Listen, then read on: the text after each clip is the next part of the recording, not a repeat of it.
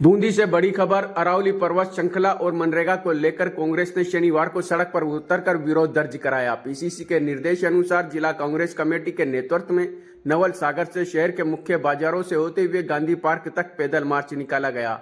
इस दौरान अरावली बचाओ, देश बचाओ और मनरेगा के समर्थन में जमकर नारेबाजी हुई। इस दौरान कांग्रेस कार्यकर्ता हाथों में तख्तियां, बैनर, नारे लगाते हुए पैदल मार्च करते हुए चल रहे थे।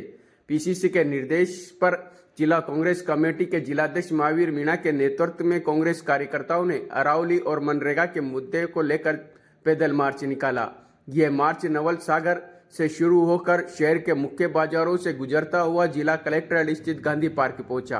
पैदल मार्च से पहले बूंदी विधायक हरिमोहन शर्मा और कोटा बूंदी लोकसभा प्रत्याशी पूर्व विधायक प्रहलाद गुंजल ने अरावली का पूजन किया। इसके बाद नवल सागर से गांधी पार्क पहुंचकर राष्ट्रपिता महात्मा गांधी की प्रतिमा पर माल्यार्पण किया गया और मनरेगा के समर्थन में शपथ ली गई। पैदल मार्च के दौरान अरावली बचाओ, देश बचाओ, महात्मा गांधी अमर रहे, मोदी तेरी तानाशाही नहीं चलेगी, अरावली है तो हम हैं जैसे नारों से पूरा शहर गूंज उठा। इस अवसर पर कांग्रेस जिलाध्यक्ष महावीर मीणा ने कहा कि हमने ईश्वर को साक्षी मानकर शपथ ली है कि अरावली पर्वत श्रृंखला को खत्म करने की भाजपा सरकार की कोशिश कभी सफल नहीं होने देंगे। मनरेगा गरीबों की रोजी रोटी का जरिया है, इसे बंद करने की साजिश का कांग्रेस सड़क से सदन तक विरोध करेगी। ये आंदोलन अब जिले से गांव ढाणी तक जाएगा। बूंदी विधायक हरिमोहन शर्मा ने कहा कि भाजपा सरकार लगातार जन विरोधी फैसले कर रही है। अरावली को नष्ट करने और मनरेगा को खत्म करने की साजिश को कांग्रेस कभी कामयाब नहीं होने देगी। हम राहुल गांधी और मल्लिकार्जुन खड़गे के नेतृत्व में इस लड़ाई को अंजाम तक पहुंचाएंगे।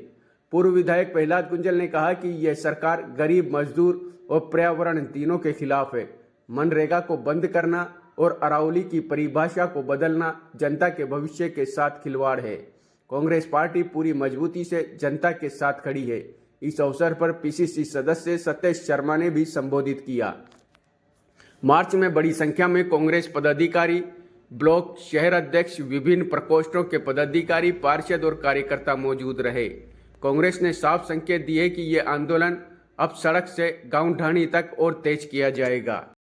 कांग्रेस पार्टी ने पैदल मार्च निकालकर साफ कर दिया है कि अरावली और मनरेगा को लेकर वह किसी भी कीमत पर पीछे हटने वाली नहीं है। अब देखना होगा कि सरकार इस जन आंदोलन पर क्या रुख अपनाती है।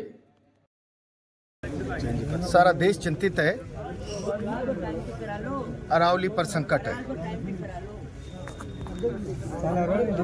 और ये संकट अचानक नहीं आया। राजस्थान सरकार और भारत सरकार की साजिश का हिस्सा है। मैं आज बूंदी में खड़ा हूं।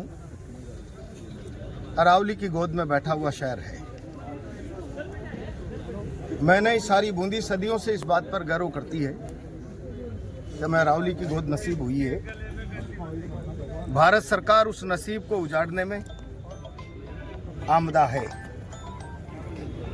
मैं प्रधानमंत्री जी से इतना कहना चाहता हूं, आप सनातन की बात करते हो,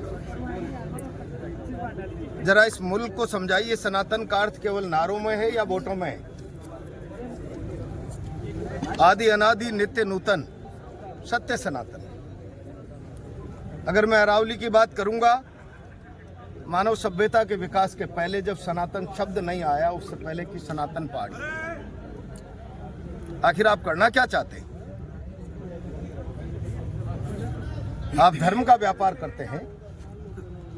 रामायण जी में साफ लिखा हुआ है, संत विपट सरिता गिरिधरणी इन सबकी है परीत करनी। इस मुल्क में संतों को पूजा जाता है, विपट पेड़ को पूजा जाता है, सरिता नदी को पूजा जाता है, गिरी पहाड़ और धरती को पूजा जाता है कि ये मानव सभ्यता को पालन करते हैं, सर्जित करते हैं। आप उस पहाड़ का अस्तित्व मिटाना चाहते हो। आप तो महामानव में, पुराणों का आपको ज्ञान होना चाहिए। भारतीय जनता पार्टी तो आध्यात्म का, धर्म का व्यापार करती है। पुराणों में उल्लेख था, पहाड़ों के पंख हुआ करते हैं। जीवंत पहाड़ों की कल्पना पुराणों में की गई। राजा इंद्र ने पंख काटकर इनको स्थायी कर दिया। ऐसी आदि अनादि भारतीय संस्कृति और प्रकृति को आप सत्यानाश के रास्ते पर ले जाना चाहते हैं। अब कांग्रेस सारा समर्थन में देश सवाल पूछ रहा है आपसे, सनातन के पुजारियों, क्या अरावली सनातन नजर नहीं आती आपको? मानव सभ्यता और सनातन शब्द के इजाद से पहले की सनातन चीज है जो नित्य नूतन है, आदि पुरातन है। जब तक सृष्टि रहेगी अरावली जिंदा रहने वाली है। आप उसके प्राकृतिक स्वरूप को, प्रकृति ईश्वर का स्वरूप है, आप मिटाना चाहते हो। और बूंदी नहीं, इस मुल्क के कितने शहर हैं जो इसकी कोख में पलते हुए अपने आप को उदयपुर जैसे शहर गर्वान्वित महसूस कर रहे हैं। इस श्रृंखला पर जाइए, बरवाड़ा की चौथ भवानी, इंदरगढ़ की बीजासन महारानी। क्या आप चारों तरफ से पहाड़ों को काटकर मरघट के सूखे ठूंठ की तरह इनके अस्तित्व को बनाना चाहते हो? अलग अलग जगह जो बैठे हुए, मैं समझता हूं सारा भारत गुस्से में है। आप ये मत समझिए कि आपके बयानों पर लोग भरोसा कर लेंगे कि कुछ नहीं बिगड़ने वाला, और कुछ नहीं बिगड़ने वाला अचानक इस तथ्य पर भरोसा करें तो जरा उस पर स्पष्टीकरण दीजिए कि राजस्थान सरकार ने अरावली में कितनी सैकड़ों माइनिंग की एप्लीकेशंस प्लान कर ली पहले, और उस आधार पर सुप्रीम कोर्ट में मुकदमा दायर किया। किसकी परिभाषा परिवर्तित की जानी चाहिए। और डबल इंजन का लाभ उठाकर अब तक तो राजस्थान और यहाँ के जनमानस को और अरावली की कोख में गोद में बैठे हुए जनमानस को डबल इंजन की लाभ की अनुभूति हुई नहीं हुई, लेकिन अब ये उनके सत्यानाश की अनुभूति हो रही है कि भारत सरकार से हल्फनामा दिला दिया कि हम 100 मीटर से ऊपर नीचे को अरावली नहीं मानेंगे। क्या माने? मैं समझता हूं ये अस्तित्व की लड़ाई है, राजनीतिक लड़ाई नहीं। सवाल कांग्रेस का नहीं। अगर भारत सरकार ये भ्रम पालती है कि ये मुल्क आज भी गाए बगाए गलतफहमी में हम पर ही ज्यादा भरोसा करता है, तो फिर इस मुल्क के बुद्धिजीवी के सामने भी ये सवाल है, क्या इस मुल्क को बचाना नहीं? क्या इस मुल्क की प्राकृतिक संपदा को बचाना नहीं? मानव सभ्यता से पुरातन क्या अरावली को बचाना नहीं? कल क्या ये गोवर्धन पहाड़ को जाकर खोजेंगे जिसके लाखों लोग परिक्रमा करते हैं रोज?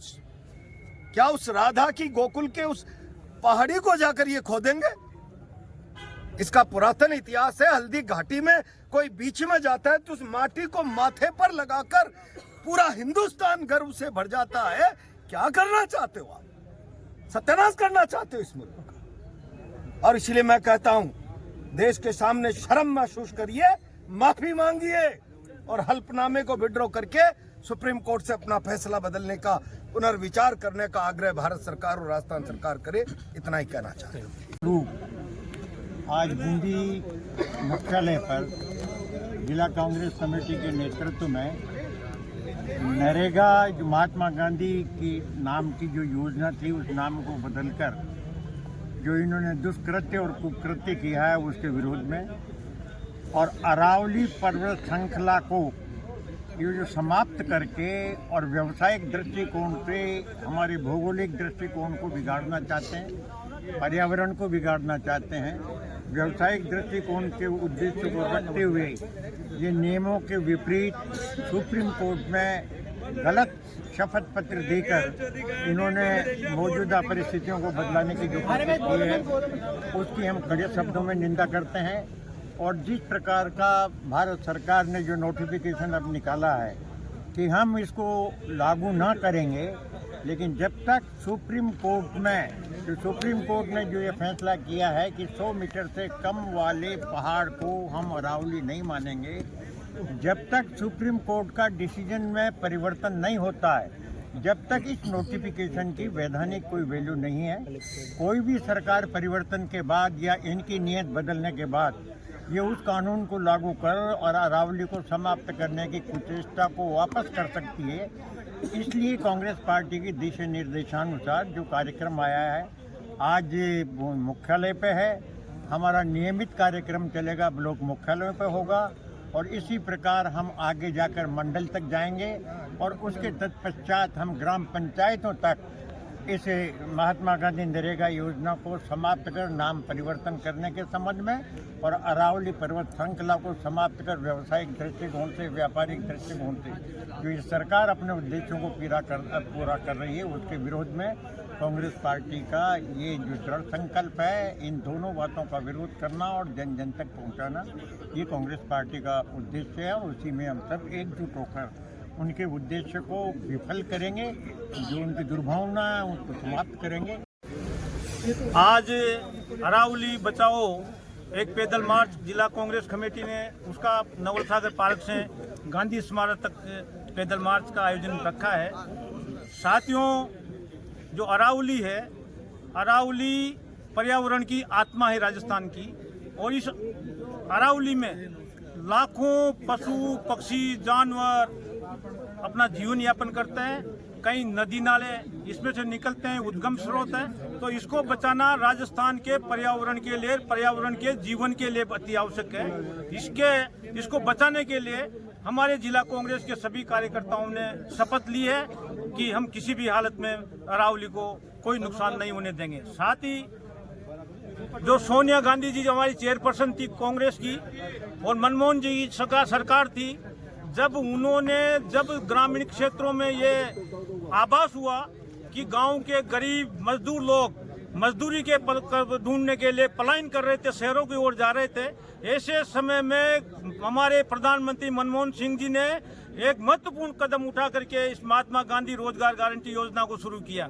ये योजना एक क्रांतिकारी कदम था, जिसका खास तौर जो फायदा होना था वो गरीब को, मजदूर को, किसान को और ग्रामीणों को हो रहा था। लेकिन ये भारत की सरकार उन गरीबों को कुचलना चाहती है, उन गरीबों को बर्बाद करना चाहती है, किसानों को ये सत्यानाश करना चाहती है। इसलिए इस योजना का ये खत्म करने के लिए उतारू है। हम मांग पूरी नहीं हो तो क्या करेंगे? इसका जमकर के विरोध करेंगे, इसको खत्म नहीं होने देंगे। महात्मा गांधी का न नाम हटने देंगे, न योजना को बंद होने